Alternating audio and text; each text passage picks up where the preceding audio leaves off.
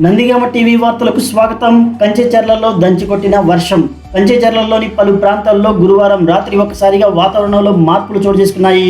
దీంతో రాత్రి నుంచి భారీ వర్షం కురిసింది. అకాల వర్షం కారణంగా జనజీవనం అస్తవ్యస్తంగా మారింది. వర్షం కురవడంతో వాతావరణం చల్లబడి ప్రజలు ఉపశమనం పొందారు. నందిగామలోనూ భారీ వర్షం. నందిగామలోనూ పలు ప్రాంతాల్లో భారీ వర్షం కురిసింది. అర్ధరాత్రి ఉరుములు, మెరుపులు, పిడుగులతో కూడిన భారీ వర్షం పడింది. వాతావరణం ఒక్కసారిగా చల్లబడడంతో ఎండతాపానికి అల్లాడిన ప్రజలు సేద తీరారు. పిడుగుపాటు శబ్దానికి భయభ్రాంతులకు గురయ్యారు. ప్రభుత్వంపై వైసీపీ నేతల సంచలన కామెంట్స్.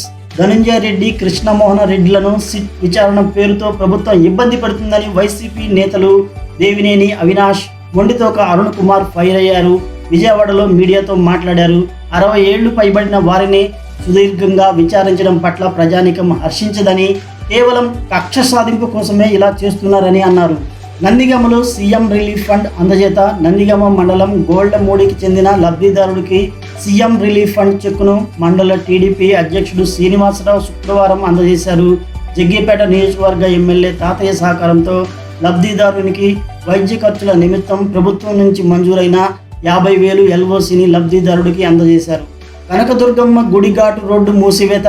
కనకదుర్గమ్మ గుడి ఘాటు రోడ్డును శుక్రవారం ఉదయం ఆలయ సిబ్బంది మూసివేశారు. వర్షం కారణంగా ఘాటు రోడ్డు మూసివేసినట్లు తెలిపారు. అర్జున వీధిలోని లిఫ్ట్ మెట్ల మార్గం ద్వారా అమ్మవారిని దర్శించుకోవాలని, వాహనాలను సీతమ్మ వారి పాదాల సమీపంలో వాహన పార్కింగ్ చేసుకోవాలని తెలిపారు. ఈరోజు ఉదయం దుర్గగుడి వద్ద భక్తుల రద్దీ ఎక్కువగా ఉంది. చావా సురేంద్రబాబు దశదిన కర్మ కార్యక్రమంలో కూటమి నేతలతో కలిసి మున్సిపల్ చైర్పర్సన్ మండవ కృష్ణకుమారి పాల్గొన్నారు. చిత్రపటానికి పూలమాలలు వేసి నివాళులు అర్పించారు. ఆయన పవిత్ర ఆత్మకు శాంతి చేకూర్చాలని భగవంతుని ప్రార్థించారు. కుటుంబ సభ్యులకు ప్రగాఢ సానుభూతిని తెలియజేశారు.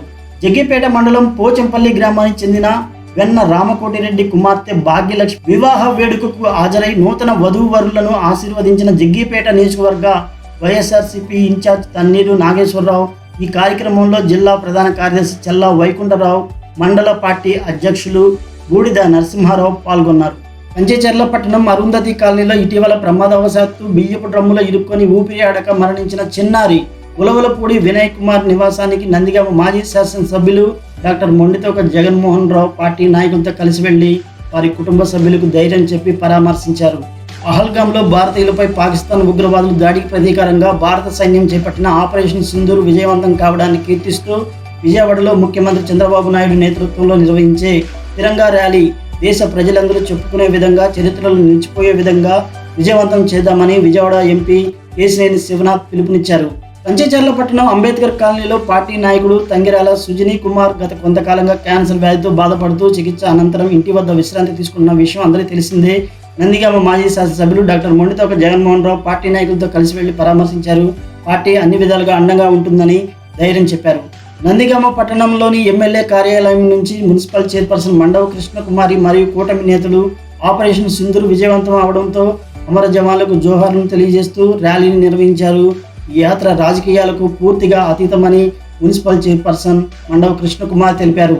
లింగాలపాడు లచ్చపాలెంలో కిషోర్ బాలికల వికాస్ కార్యక్రమం జరిగింది. మహిళా సంరక్షణ మన అందరి బాధ్యత అనే అంశంపై ఇన్ఛార్జ్ సిడిపిఓ కృష్ణకుమారి పర్యవేక్షణలో సూపర్వైజర్లు వెంకటరావమ్మ బాలల హక్కులు సంరక్షణ, మహిళా హక్కుల సంరక్షణ అనే అంశంపై అవగాహన కల్పించారు. ఈ కార్యక్రమంలో లింగాలపాడు, తక్కిళ్లపాడు, లచ్చపాలెం అంగన్వాడీ కార్యకర్తలు పాల్గొన్నారు. రేపు 6 గంటలకు ప్రసారమయ్యే నందిగామ టీవీ న్యూస్ కోసం చూస్తూనే ఉండండి.